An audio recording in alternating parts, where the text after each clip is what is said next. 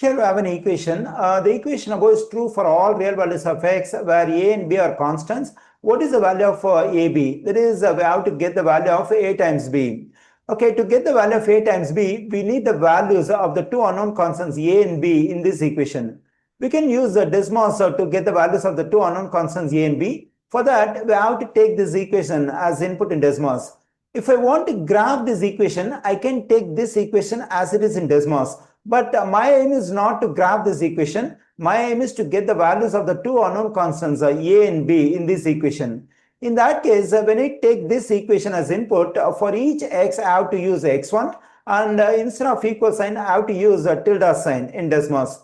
Okay, now let me take this equation as input in Desmos. That is a times x1 positive 3. Then we have 5 times x1 and it has to be squared negative b times x1 positive 4. Then we have to take tilde sign 20 times x1 and x1 has to be raised to the power of 3 negative 9 times x1 squared. Then we have negative 2 times x1 positive 12. Here I have taken the given equation as input. As I said, that is x1 should be taken for x and tilde sign should be taken for equal sign.